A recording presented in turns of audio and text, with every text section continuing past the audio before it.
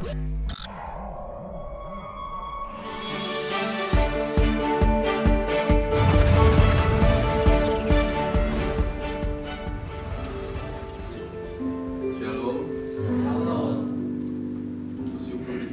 tempat ini, sebelumnya perkenalkan dulu, nama saya Troy.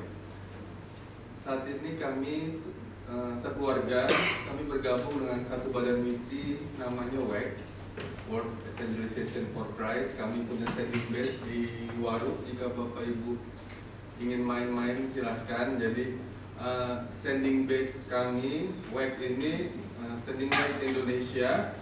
Kami dipanggil, jadi orang-orang yang tergabung di dalamnya adalah orang-orang Indonesia yang dipanggil Tuhan untuk boleh menjangkau orang-orang di luar Indonesia, dan secara khusus untuk suku-suku yang masuk dalam kategori suku-suku terabaikan, unreached people group. Jadi Tuhan panggil kami sekeluarga selama lebih dari 2 tahun ini. Kami dipanggil untuk melayani suku Tibet. Jadi Tuhan taruh suku ini dalam hati kami, dan 2 tahun ini kami berada di Sichuan di China, tepatnya di kota Chengdu, untuk menjangkau orang-orang ini, untuk menjangkau orang-orang yang belum kenal Tuhan ini. Nah, jadi sekilas saja introduksi suku ini ya, supaya paling nggak ada gambarannya sebelum saya akan membawakan firman Tuhan hari ini. Suku ini tersebar di negara China. Jadi banyak orang yang salah sangka Tibet ini satu negara sendiri atau mungkin mix dengan Nepal gitu. Padahal enggak. Tibet adalah provinsi di China, salah satu provinsi khusus di China, beserta provinsi-provinsi yang lain. Jadi suku Tibet, kalau Bapak Ibu lihat yang ada di lingkaran itu di mana orang-orang Tibet tinggal. Jadi kami tinggal di Sichuan, di Chengdu, di atas ada Qinghai, di provinsi Tibet sendiri, di bawah ada Yunnan, dan inilah tempat di mana orang-orang Tibet ini tinggal. Dan kami selama 2 tahun lebih melayani di sana. Silakan lanjut. Nah, Bapak Ibu Saudara sekalian, orang-orang ini sangat-sangat religius. Jadi kalau Bapak Ibu datang main ke tempat kami, ke rumah kami, karena kami tinggal di Chengdu, tapi di Tibetan area, satu kawasan kecil itu orang-orang Tibet semua tinggal di situ. Jadi Bapak Ibu akan lihat orang-orang, terutama orang tua, akan pegang praying wheels ini, dan mereka akan mengucap mantra. Mereka akan pakai baju ini seperti saya, baju tradisional Tibet, karena saya di email undangannya dress code-nya pakaian tradisional, minimal batik katanya. Saya nggak mau jadi yang minimal, jadi yang pakai batik ini yang minimal, saya yang maksimal. Jadi orang-orang di sekitar sana akan putar-putar ini, berdoa untuk keselamatan mereka, untuk keluarga mereka, untuk kesejahteraan mereka. Selanjutnya, dan ini adalah salah satu bentuk dari sifat religius mereka. Begitu religiusnya mereka, jadi ini namanya prostration. Kita juga akan sering melihat orang-orang seperti ini. Jadi mereka dari kampung mereka sudah bernasar untuk sampai ke satu daerah yang benar-benar sudah dikultuskan, mungkin monastri atau gunung atau dan sebagainya. Mereka akan jalan dari rumah mereka di desa-desa, mereka akan berjalan beberapa langkah dan mereka akan bow down sampai menyentuh tanah semuanya. Mereka bangkit lagi, jalan lagi beberapa langkah, bow down lagi, jalan lagi, dan seterusnya sampai ke tempat tujuan. Itu puluhan kilo, bahkan ratusan kilo. Dan ada yang sampai berbulan-bulan melakukan ini. Jadi mereka akan tinggal di rumah-rumah penduduk, numpang di sana, besok jalan lagi berbulan-bulan. Jadi orang-orang yang sangat religius, Bapak Ibu. Selanjutnya, dan kalau kita melihat, kalau kita pergi ke daerah Tibetan area, kalau kita melewati banyak bukit, banyak gunung, banyak sekali bukit gunung di sana yang ditanam bendera itu bendera, Bapak Ibu. Jadi bendera itu ada tulisan Tibet yang berisi doa-doa mereka. Jadi ada yang doa buat jodoh, yang belum dapat pacar, belum dapat istri, belum dapat suami, tulis di situ. Keluarga mereka, anak mereka mau sekolah, yang lagi kuliah, ditulis di situ. Dan mantra itu yang tulisan putih itu adalah huruf Tibet, artinya Om Mani Padme Hum. Kalau kita baca itu adalah salah satu mantra terkenal, paling terkenal di sana. mantra untuk keselamatan mereka, mantra untuk kesejahteraan mereka. Om Mani Padme Hum. Jadi tadi saya bilang kalau orang-orang China yang udah kesel sama orang Tibet karena banyak dari mereka yang sekte-sekte masih tiap pagi minta sumbangan gitu kan. Kalau Bapak Ibu tahu ya, biksu-biksu itu minta sumbangan pagi-pagi keluar dari monasteri, mereka minta kepada orang-orang penduduk sekitar. Jadi kalau orang-orang China itu sudah kesel sama orang-orang Tibet, mereka akan ganti mantra ini jadi Oh money come to my home, oh money come to my home. Ya, selanjutnya, nah ini Bapak Ibu salah satu printing house. Jadi tempat ini mencetak buku-buku suci mereka. Jadi kami ke tempat ini sekitar 2 malam dengan naik bis. Jadi harus menginap 2 malam dari rumah kami.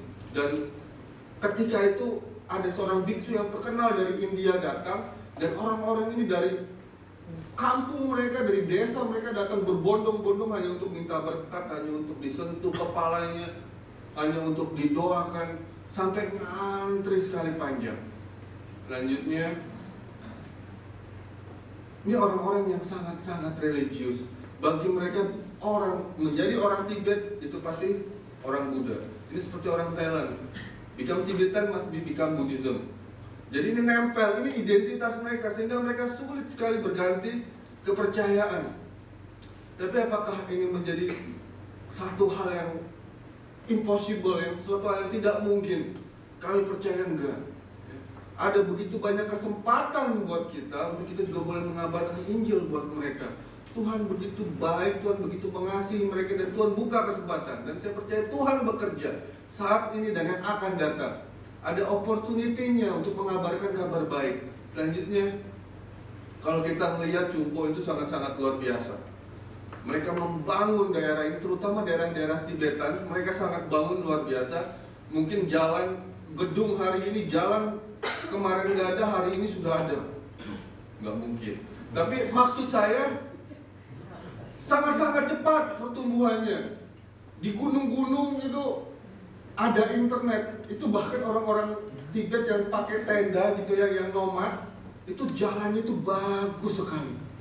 Kalah jalan yang di Surabaya, karena pemerintah itu bangun luar biasa. Walaupun tanda kutip mereka membangun daerah-daerah Tibet untuk show off gitu ya, supaya orang-orang luar, negara luar tahu ini loh kami bangun daerah Tibet. Nggak perlu demonstrasi lagi kayak gitu. Tapi mereka nggak sadar bahwa mereka secara tidak sadar mereka dipakai Tuhan luar biasa. 10 tahun, 20 tahun yang lalu saya, istri, anak saya berumur 5 tahun. Sekarang ketika kami berangkat kira-kira 2,5 tahun. Mungkin 10 tahun, 20 tahun yang lalu nggak bisa ke tempat-tempat seperti ini. Karena apa? Nggak bisa lewat bis, nggak bisa lewat kendaraan, mungkin harus naik kuda. Tapi sekarang Bapak Ibu, itu begitu dibukakan oleh Tuhan. Dan kita bisa mengabarkan Injil kepada mereka. Ini kesempatan-kesempatan yang ada. Selanjutnya, ini sekolah tempat kami bernaung. Jadi kami dapat visa dari sini. Saya sekolah bahasa Mandarin kemarin selama 2 tahun. Tapi bulan Juni nanti, awal Juni ini kami akan kembali ke Ladakh. Dan saya akan belajar bahasa Tibet. Istri saya sudah belajar bahasa Mandarin duluan. Jadi selama 2 tahun dia sudah belajar bahasa Tibet. Dan anak kami Rafael sudah mulai masuk TK dari tahun yang lalu, TK lokal. Selanjutnya kami juga dianugerahi Tuhan tim yang sangat baik. Jadi kami bukan single fighter, datang bertiga tanpa tahu apa-apa, enggak. Badan misi kami WEC sungguh sangat luar biasa, menyediakan wadah buat kami, tim yang melayani bersama-sama, menjangkau bersama-sama. Mereka sudah puluhan tahun dan melayani, mencoba menjangkau suku ini. Jadi kami memiliki tim yang luar biasa. Selanjutnya, dan kesempatan-kesempatan seperti ini anak-anak, ya, guru-guru sekolah minggu, coba kita bayangkan di luar sana ada anak-anak yang belum pernah mendengarkan Kristus. Jadi kami mendapatkan kesempatan di sebuah desa ngajar bahasa Inggris selama 1 minggu. Jadi mereka ini orang-orang yang tidak mengenal Kristus. Dari kecil mereka nggak tahu. Ini kesempatan, begitu banyak kesempatan. Selanjutnya, ini teman karib anak kami, anak Tibet. Waktu kami hendak berangkat, Bapak Ibu, pergumulan terbesar kami adalah karena anak kami ini alergi parah. Jadi makan telur nggak bisa, makan ayam nggak bisa, makan ikan nggak bisa, syukur-syukur makan babi bisa. Tapi itu sangat-sangat sulit Bapak Ibu. Mau beli roti harus roti yang egg plus, ya kan? Udah nggak enak, mahal lagi. Anak kami, istri saya breastfeeding dia sampai umur 3 tahun. Jadi ikut-ikutan istri saya ini betarak, nggak bisa makan telur 3 tahun, nggak bisa makan ikan 3 tahun. Jadi sulit. Jadi ketika kami nggak berangkat, aduh Tuhan, gimana ya anak kami ya? Tapi Tuhan itu setia, amin. Tuhan itu sungguh setia. Selama di sana, anak kami yang kami pikir, aduh, makan apa ya? Bingung kali masak apa nanti gimana, tapi enggak. Dia bukannya jadi beban, tapi dia sungguh dipakai Tuhan. Dia jadi satu jembatan buat kami untuk boleh membangun relasi yang baik dengan orang-orang sekitar, dengan orang-orang Tibet di sekitar rumah kami. Kalau mau ke pasar lagi jalan-jalan, saya dengan anak saya kan, ih lucu ya anaknya ya, ih bapaknya juga lucu ya.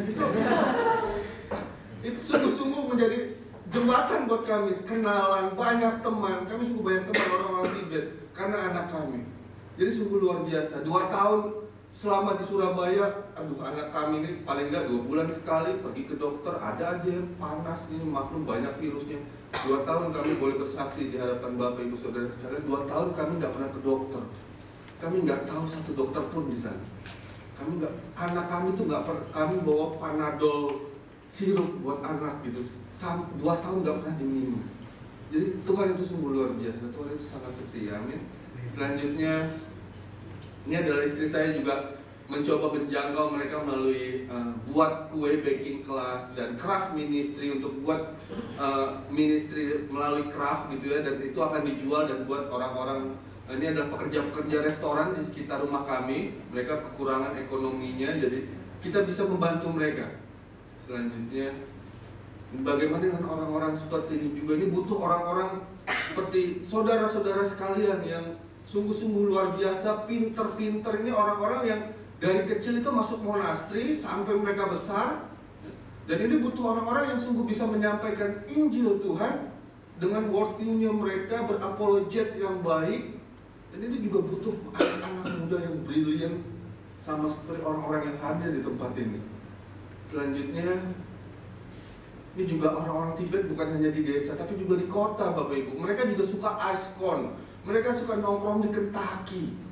Mereka suka ayam juga. Dan ini orang-orang yang melek teknologi. Kalau Bapak Ibu datang ke tempat kami, di sekitar orang-orang Tibet itu semuanya pakai iPhone. Mereka tahu internet. Dan ini kesempatan buat kita untuk bisa menjangkau orang-orang ini. Selanjutnya, anak-anak muda.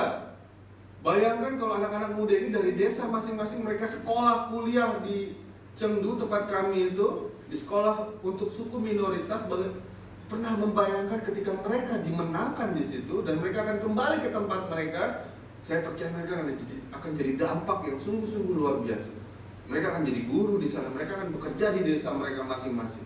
Jadi ini kesempatan-kesempatannya, Bapak Ibu. Selanjutnya, keep pray for us. Setiap kami sharing, setiap kami pelayanan di satu gereja, kami sering menemukan ada orang-orang yang berdoa buat kami. Akhirnya mereka mau berdoa buat kami, dan kami akhirnya mendapat banyak sahabat doa. Jadi jika ada teman-teman, Bapak Ibu Saudara sekalian yang terbeban untuk berdoa buat pelayanan ini, kasih tahu saya nomor email, alamat email, nanti kami akan email setiap bulannya pokok-pokok doa. Nanti saya juga akan buat anak-anak muda ini ada program take off. Jadi WEC mengadakan take off. Jadi mungkin anak-anak muda yang baru lulus, belum bekerja, pergi ke ladang misi. Setahun di sana melayani, Tuhan lihat ladang yang sudah menguning di luar sana. Oke, sekarang saya akan membawakan firman Tuhan hari ini. Saya ngebut ini. Saya diberikan tema Action Speak Louder Than Words. Dan saya akan ambil dari Matius pasal 21 ayat 28 sampai 32. Kita akan baca secara bersama-sama. Bapak Ibu Saudara sekalian, saya undang untuk bangkit berdiri. Kita baca firman Tuhan.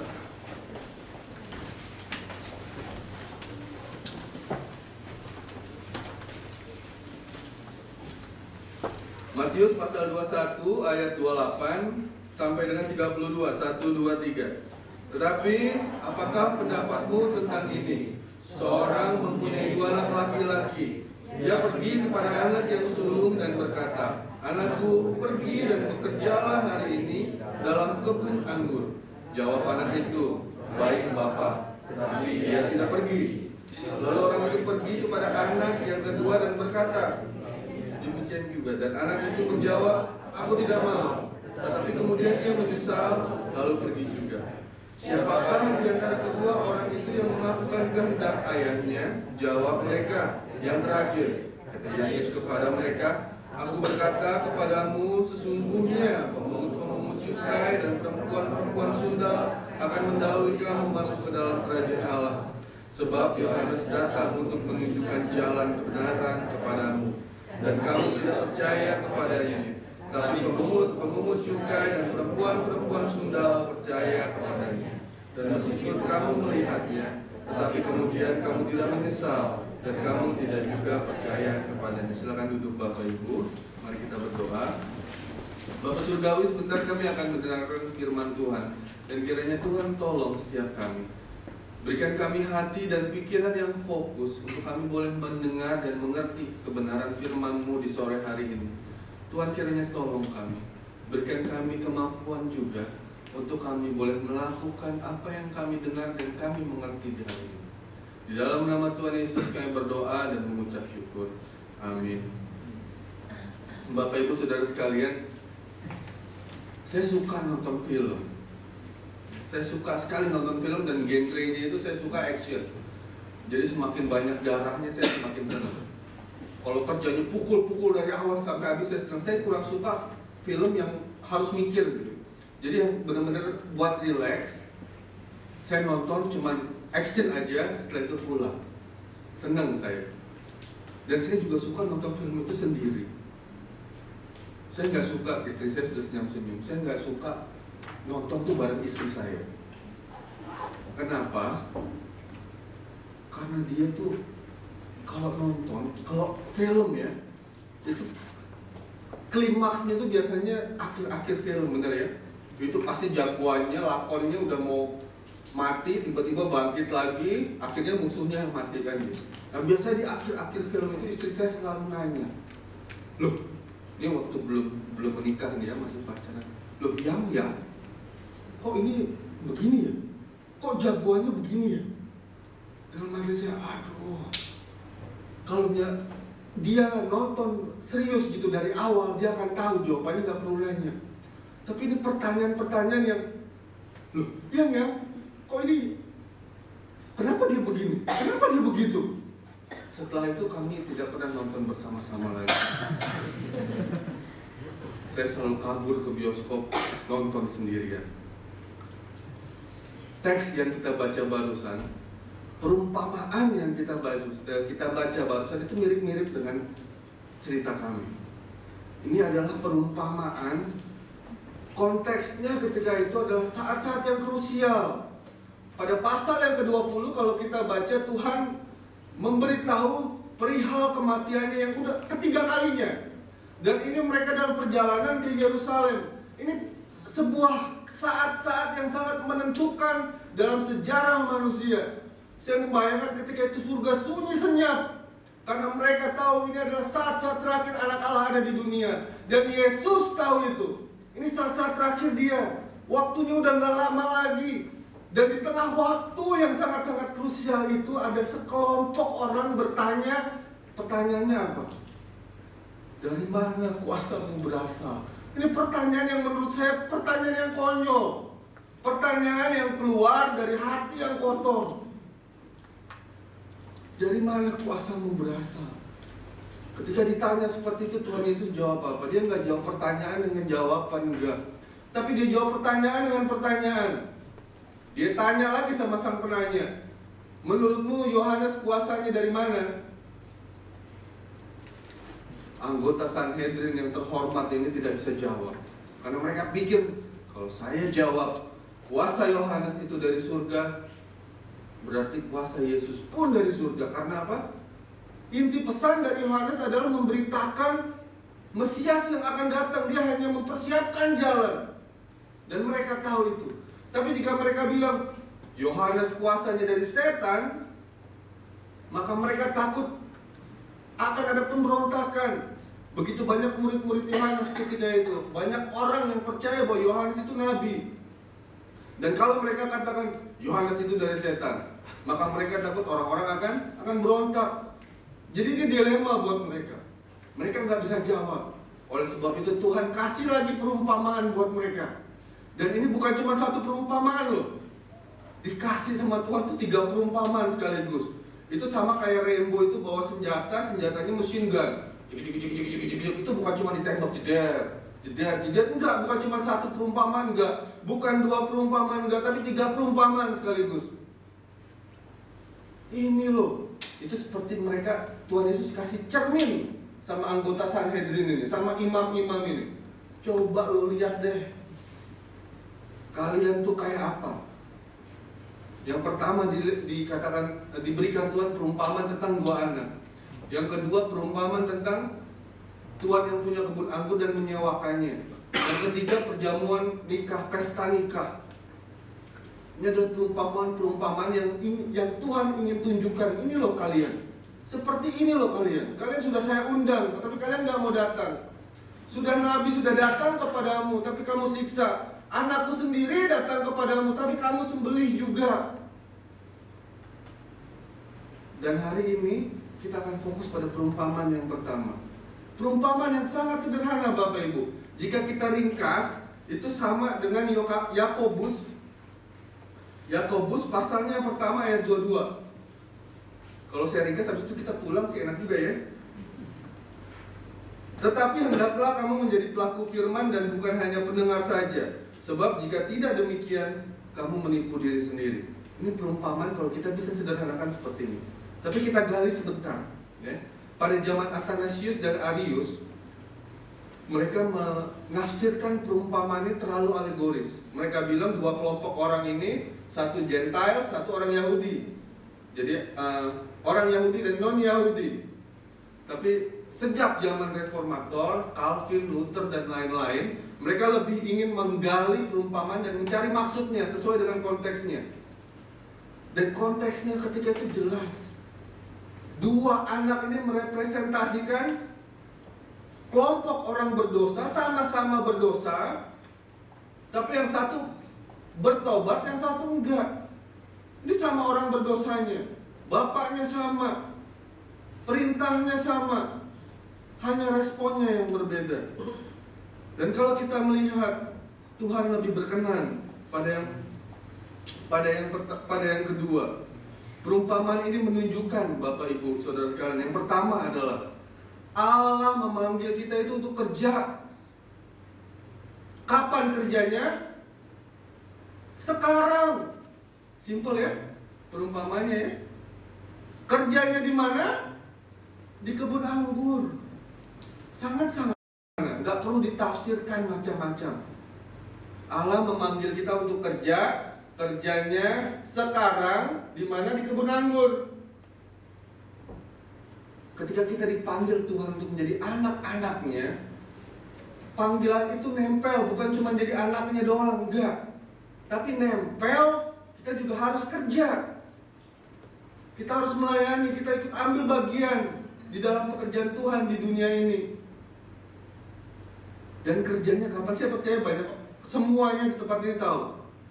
Orang Kristen harus melayani. Tapi penyakitnya orang Kristen itu di semua tempat, di banyak tempat adalah suka nunda Bapak Ibu. Nanti ajalah melayani Tuhan. Kalau sudah tua aja melayani Tuhan. Masih muda, kita punya moto semuanya sama. Masih muda, senang-senang, mati masuk surga. Masih muda, senang-senang aja dulu, nanti, jangan sekarang. Mau memberi buat Tuhan, nanti aja. Tabungannya belum, nolnya belum 8. Nanti aja. Tunggu sampai nolnya 8, nolnya 9, nolnya 10, baru memberi Tuhan, baru memberi untuk pekerjaan Tuhan. Catat kebenaran ini Bapak Ibu. Ketika kita memiliki prinsip seperti itu, saya percaya orang-orang yang memiliki prinsip seperti ini, dia tidak akan pernah melayani Tuhan.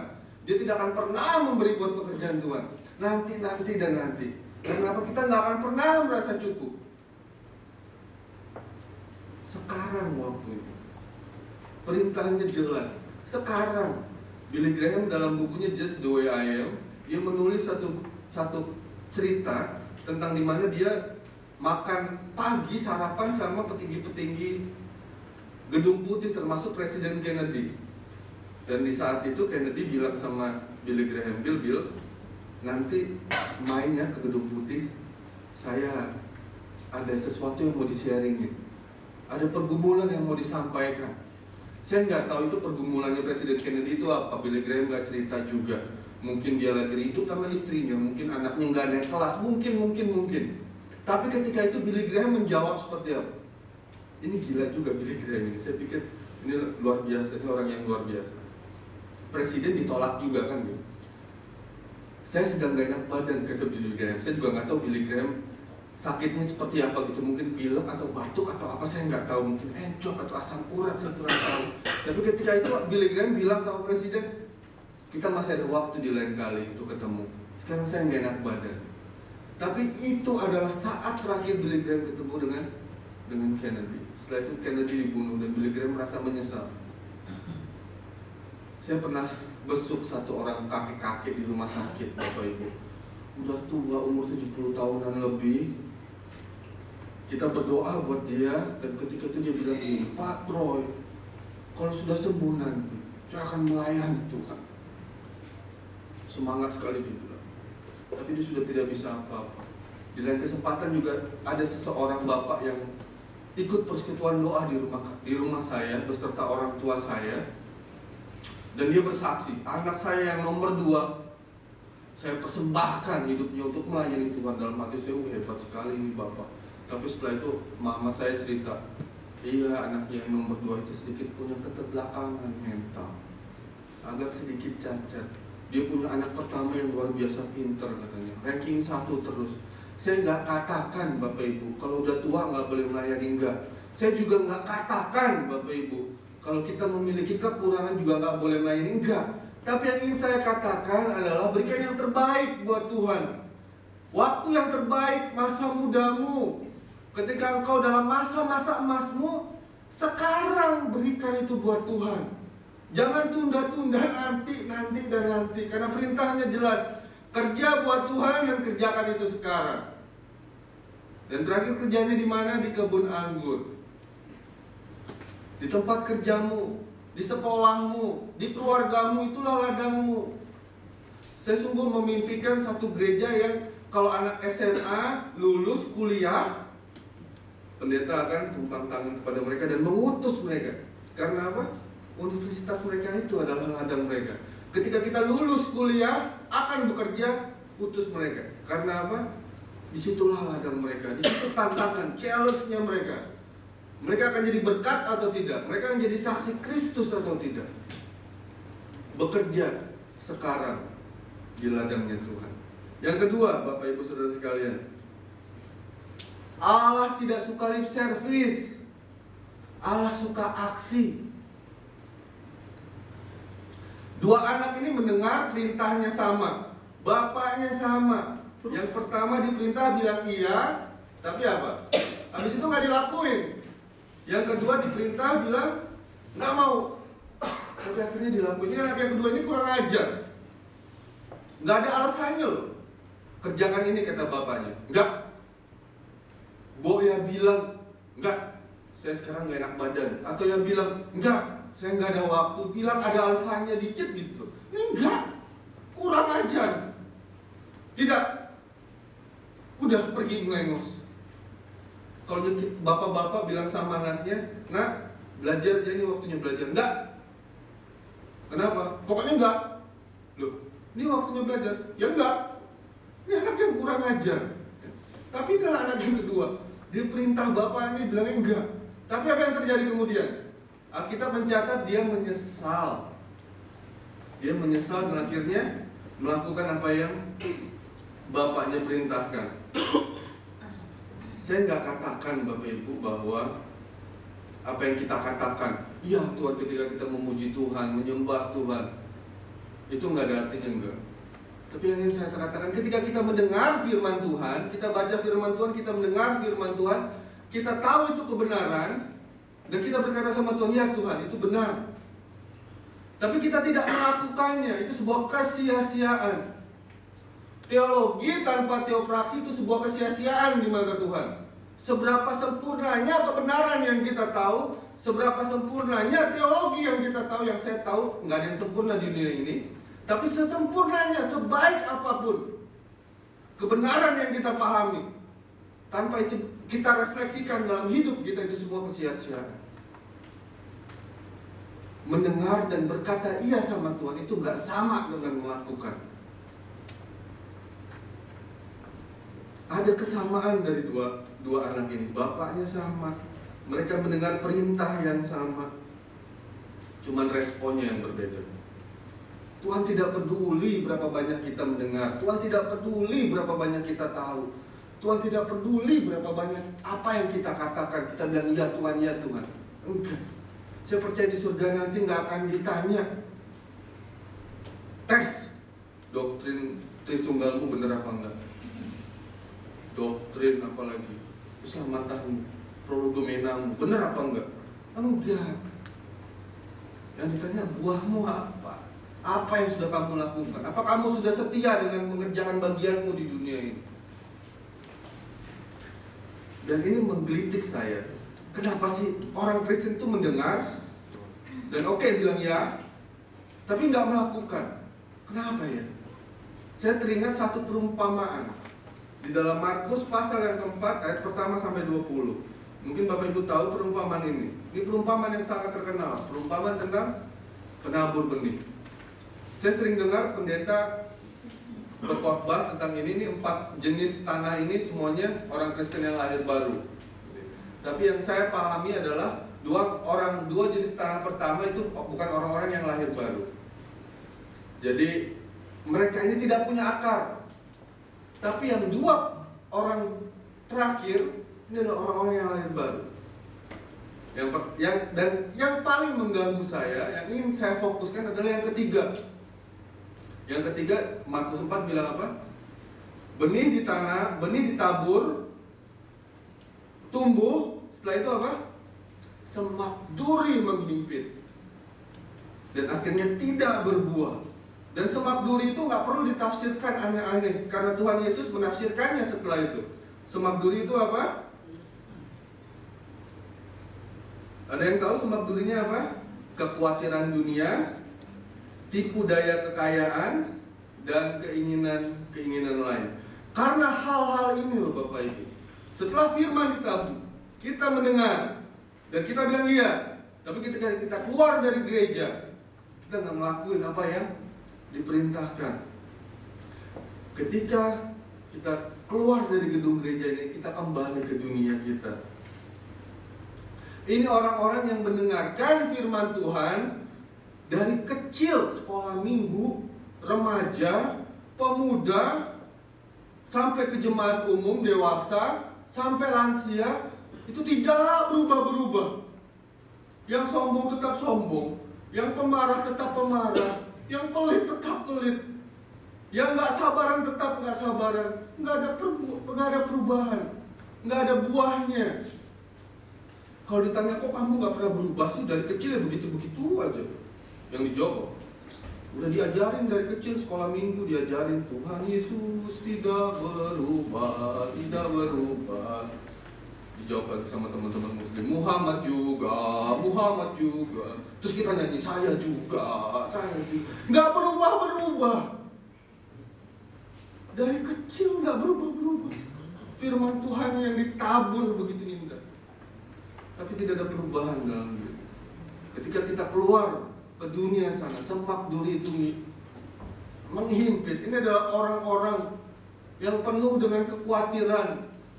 Ini adalah orang-orang yang fokus hidupnya bukan Tuhan, tapi uang, kekayaan, serakah Bapak Ibu. Dan orang-orang ini gak akan pernah merasa cukup.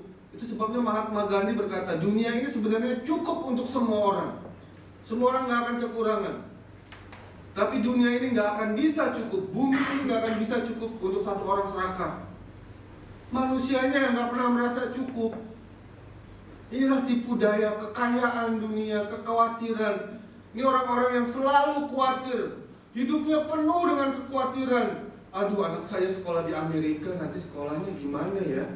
Tahun depan bayarnya pakai apa ya? Aduh, mobil saya Mercy, tapi saya butuh lagi loh Alphard. Penuh kekhawatiran Bapak Ibu. Ketika ada masalah datang, yang dia datangi bukan Tuhan, tapi dia akan mengandalkan segala cara untuk mengatasi masalah ini. Bagaimana kita mau jadi saksi Tuhan? Bagaimana kita mau jadi Injil yang terbuka? Dan seperti tema hari ini, The Fifth Gospel.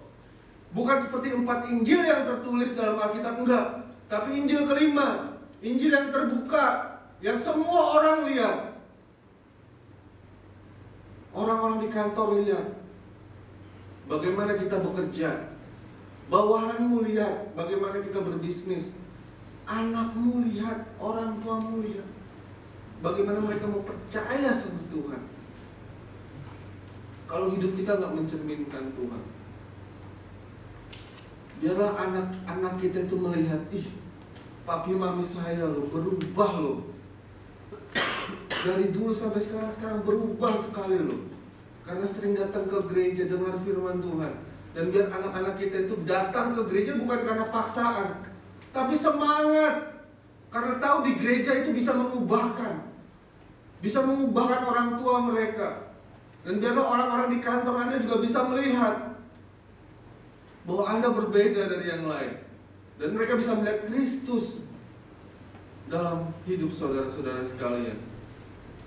Kristus yang telah mati buat kita. Dia dibuang oleh tukang bangunan sehingga menjadi batu penjuru buat kita, tapi kita justru jadi batu sandungan buat yang lain. Norman Geisler sangat baik. Dia mendefinisikan penginjilan seperti ini. Penginjilan adalah usaha dari orang Kristen, orang percaya, untuk membuat orang mengambil satu langkah mendekat kepada Kristus. Jadi entah itu melalui perkataanmu atau cara hidupmu, orang akan curious, akan bertanya-tanya, kok bisa ya dia hidup seperti ini? Ketika ada masalah datang, kok bisa ya tetap santai, tetap tersenyum, tetap jadi berkat? Sehingga orang akan bertanya, ada apa gerangan? Dan mereka akan bertanya, pasti ada sesuatu penyebabnya. Mereka akan mencari tahu. Mereka akan mendekat kepada Kristus. Satu langkah mendekat. Pertanyaannya hari ini, apakah hidup kita membuat orang semakin dekat kepada Kristus? Atau justru menjadi jauh? Hidup kita membuat orang semakin jauh kepada Kristus, bukan semakin mendekat. Alasan kedua mengapa kita tidak melakukan adalah karena sikap hati kita yang salah. Salah satu alasan kenapa Tuhan Yesus membandingkan imam-imam dengan perempuan-perempuan sundal dan pemungut cukai adalah imam-imam ini menganggap orang-orang ini orang-orang buangan. Orang-orang buangan, orang berdosa, pengkhianat bangsa. Sehingga mereka selalu menunjuk mereka ke orang berdosa. Engkau pengkhianat. Engkau jadi kaki tangan orang-orang Romawi. Ini adalah orang-orang yang kalau datang ke gereja, dengar firman yang bagus dari mimbar ya, wih, bener ini. Coba istri saya datang, ini cocok buat istri saya. Coba suami saya datang, firman ini cocok buat suami saya. Coba ini datang, coba anak saya datang. Firman Tuhan yang keluar dari mimbar ini itu buat Anda dan saya, buat pribadimu, bukan buat orang lain.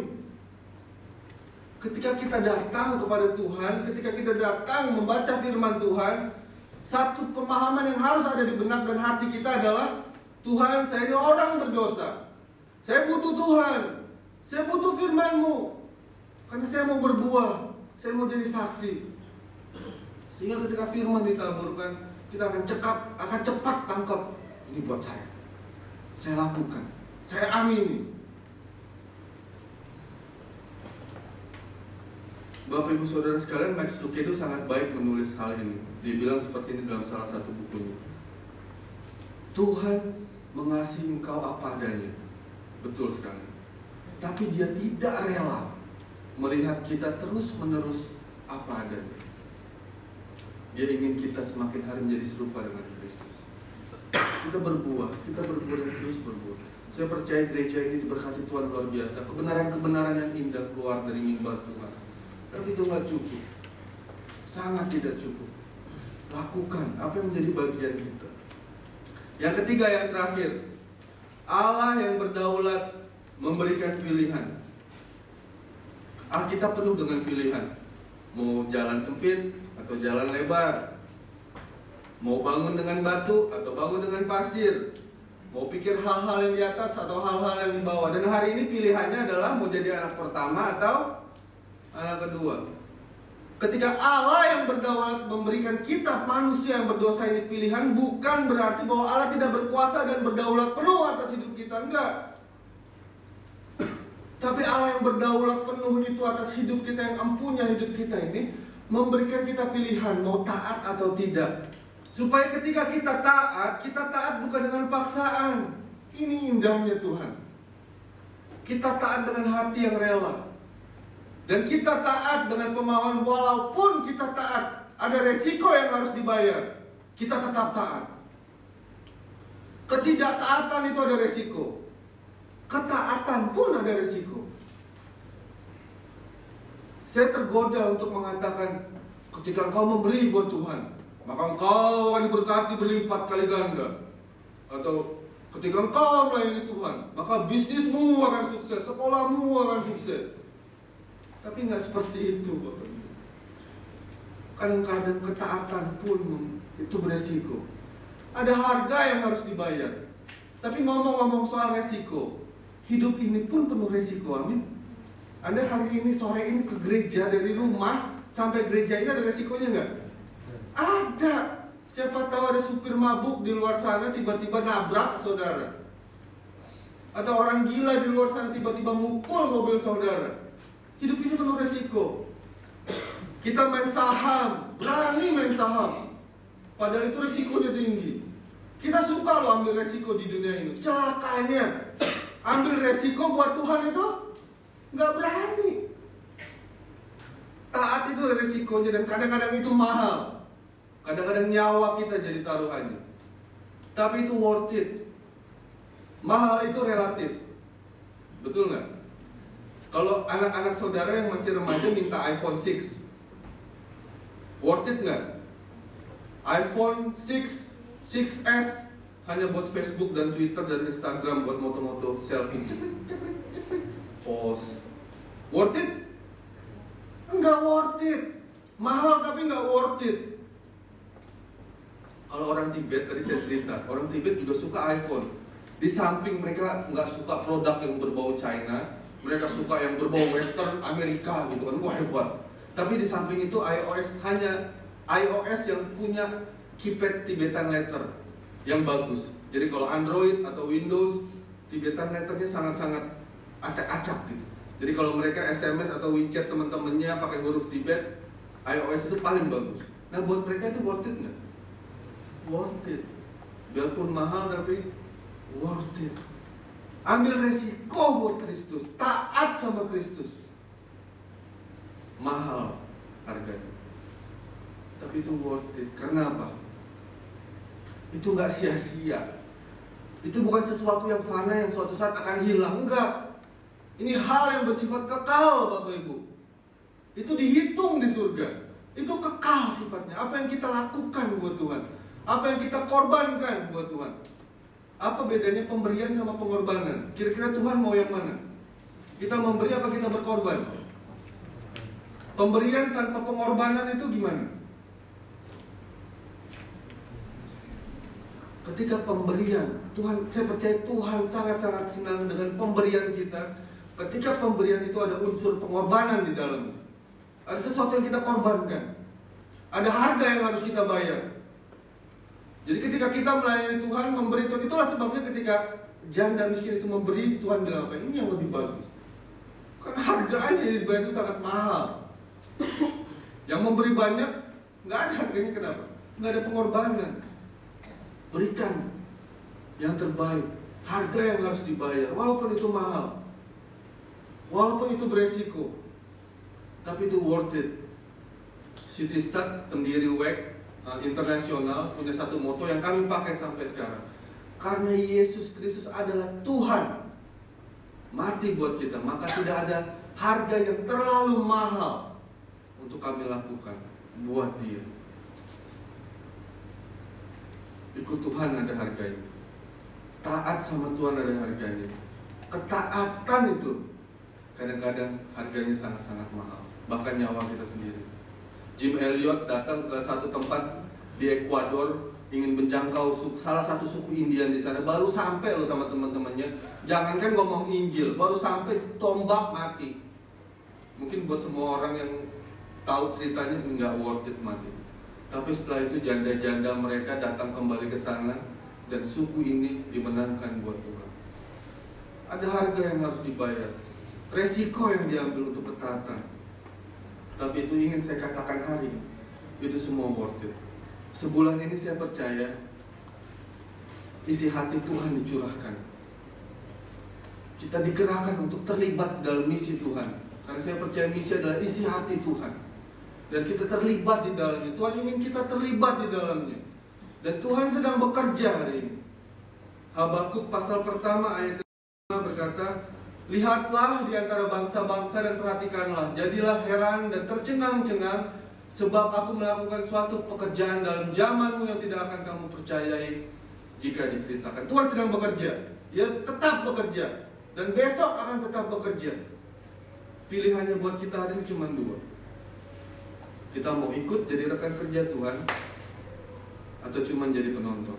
Kita ambil bagian di dalam pekerjaan Tuhan, di dalam misi Tuhan, atau kita cuma jadi penonton.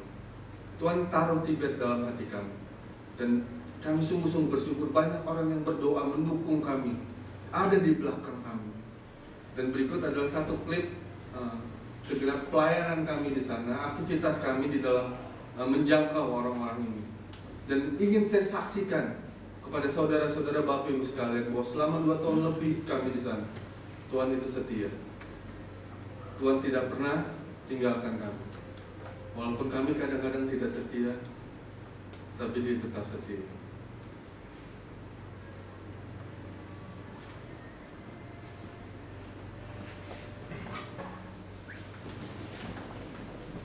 Bahkan ketika kami ada di gedung gereja ini, di belahan dunia di luar sana, banyak orang yang berjalan menuju neraka karena mereka tidak kenal Tuhan, mereka tidak percaya Kristus. Tuhan ampuni kami pada saat ini ketika selama kami ada di dunia ini, kami tidak mengerjakan bagian kami dengan sungguh-sungguh. Hidup kami tidak jadi berkat, hidup kami tidak merefleksikan Kristus. Ampuni kami Tuhan. Dan pada saat ini kami memohon kiranya anugerah Tuhan yang memampukan kami, mencukupkan kami, untuk kami boleh mengambil bagian di dalam pekerjaan Tuhan, di dalam misi Tuhan, buat orang-orang di luar sana yang belum mengenal Kristus. Ya Tuhan, mampukan setiap kami yang hadir di tempat ini. Terima kasih Bapak. Di dalam nama Tuhan Yesus kami berdoa dan mengucap syukur.